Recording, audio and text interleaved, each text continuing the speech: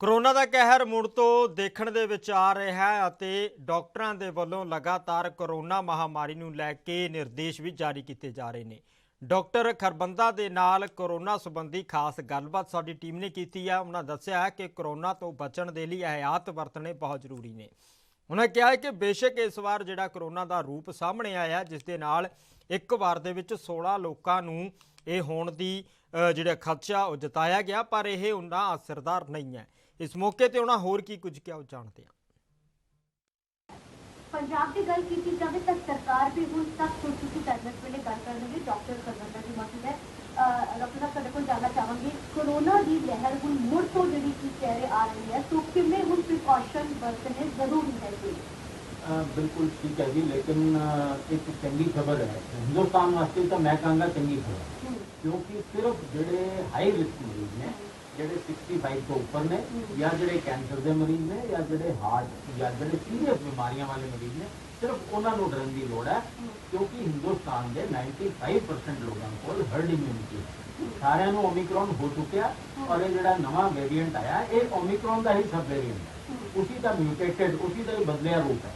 ਇਸ ਕਰਕੇ ਇਹ ਸਾਰੇ ਹਿੰਦੁਸਤਾਨ ਨੂੰ ਆਲਰੇਡੀ ਪਹਿਲਾਂ ਹੋ ਚੁੱਕਿਆ, तो ਇਹਦੇ ਕੋਈ ਡਰਨ ਵਾਲੀ ਗੱਲ ਨਹੀਂ ਹੈ। ਹਾਲਾਂਕਿ बिल्कुल बेपरवाही नाल बहन की भी गल नहीं है, एहतियात रखने कोई नुकसान नहीं है।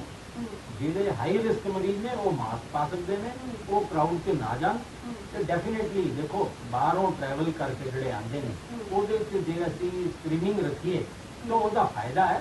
लेकिन मैं बार बार फिर यही कहूँगा कि ये सहमत की गल नहीं है, डरन की गल नहीं है, सिर्फ एहतियात वरतन की लोड़ है। और देखो जब मैं एक एग्जाम्पल देना तुहानूं, जे अज किसी को खांसी जुकाम हो जाता है तो की करे, उन्होंने ये नहीं पता कि ये कोरोना है या नॉर्मल फ्लू है। हो सकता है कि उन्होंने नॉर्मल फ्लू है, हो सकता है उन्होंने कोरोना हो, दोनों केसेस की करना है जो लोड़ है। और देखो जब मैं एक एग्जाम्पल देना तुहानूं, जे अज किसी को खांसी जुकाम हो जाता है तो की करे, उन्होंने ये नहीं पता कि ये कोरोना है या नॉर्मल फ्लू है। हो सकता है कि उन्होंने नॉर्मल फ्लू है, हो सकता है उन्होंने कोरोना हो, दोनों केसेस की करना है, जो सिम्टम्स आएंगे उसका इलाज करना है और 7 दिन आइसोलेशन में रहना है, ये इलाज है। आज के समय के व्यक्ति खरबंदा जी इम्यूनिटी बहुत कमजोर होती जा रही है। जी जरा वेरिएंट कही जैसे क्या कहिए कि लोगों को बिचे डेंगू होया, बिचे जिन्होंने चिकनगुनिया होया, पता किसी ने नहीं चलिया, लेकिन हाँ हड्डा के ऊपर उन्होंने बड़ा जरा असर किया है। तो ये वाली बीमारी जी नवी है कह रहे हैं कि ये बड़ी तेजी के नाल फैल गई है, बड़ी तेजी के नाल होता है, किवें इसको वेरीफाई किया जाता है? बहुत अच्छा सवाल है तुहाडा। देखो ये कोई कन्फ्यूजन नहीं, ये सिर्फ फैल का बहुत तेजी नाल है, लेकिन वायरल लोड बहुत घट है, मारक क्षमता नहीं है इस वायरस, इसलिए डरन की लोड़ नहीं है। लेकिन हाँ एक जो बंदे नूं हो जाता है तो 16 बंदियां नूं वायरस दे सकता है, इसकी इन्नी ज़्यादा स्प्रैड फास्ट है। और जिहड़ी फैमिली एक बंदे नूं नहीं आ गया 2 या 3 दिनों के अंदर पूरी फैमिली को होना ही होना है, फिर नहीं बचता। लेकिन चंगी गल है, चंगी खबर जी मैं तुहानूं कह रहा भी चंगी खबर है, चंगी खबर यो ही है कि ये बहुत ज़्यादा मारक नहीं है, इस करके जुकाम की तरह आता है तो चला जाता। हालांकि 16 सिम्टम्स हो सकते हैं जिहदे चो कॉमन सिम्टम्स ने बुखार है, खांसी है, जुकाम है, बॉडी एक है, लूज मोशन है, स्मैल चले जाना है, ये सारे चो कोई भी एक सिम्टम आ सकता है, 2 आ सकते हैं। कि लोगों को बिचे डेंगू होया, बिचे जिन्होंने चिकनगुनिया होया, पता किसी ने नहीं चलिया, लेकिन हाँ हड्डा के ऊपर उन्होंने बड़ा जरा असर किया है।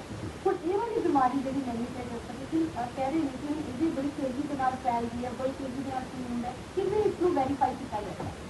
बहुत अच्छा सवाल है तुहाडा। देखो ये कोई कन्फ्यूजन नहीं, ये सिर्फ फैल का बहुत तेजी नाल है, लेकिन वायरल लोड बहुत घट है, मारक क्षमता नहीं है इस वायरस, इसलिए डरन की लोड़ नहीं है। लेकिन हाँ एक जो बंदे नूं हो जाता है तो 16 बंदियां नूं वायरस दे सकता है, इसकी इन्नी ज़्यादा स्प्रैड फास्ट है।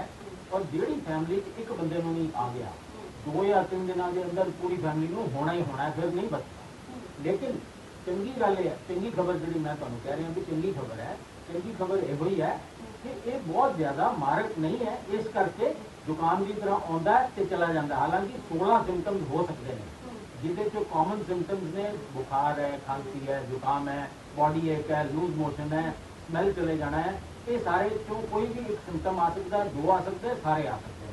लेकिन मैं बार बार समझाने की कोशिश कर रहा 7 दिन की आइसोलेशन जरूरी है। हाँ, ਜਿਹੜੇ हाई रिस्क पेशेंट ने उन्होंने अपने ऑक्सीजन लैवल देखने की लोड़ है। जे उन्होंने कोई तकलीफ होती है तो देखो, एक सरकार को भी अपील है, कुछ नवीं दवाइयां आ चुकी ने ਜਿਹੜੀਆਂ हाले हिंदुस्तान के सरकार ने अप्रूव नहीं की, महंगिया भी बहुत ने। वो हाई रिस्क मरीजों लिए जे वो गवर्नमेंट चाहे तो वो अप्रूव कर सकती है। ये बिल्कुल लेटेस्ट मेडिसिन आ चुकी ने। ये सिर्फ फैलता बहुत तेजी नाल है, लेकिन वायरल लोड बहुत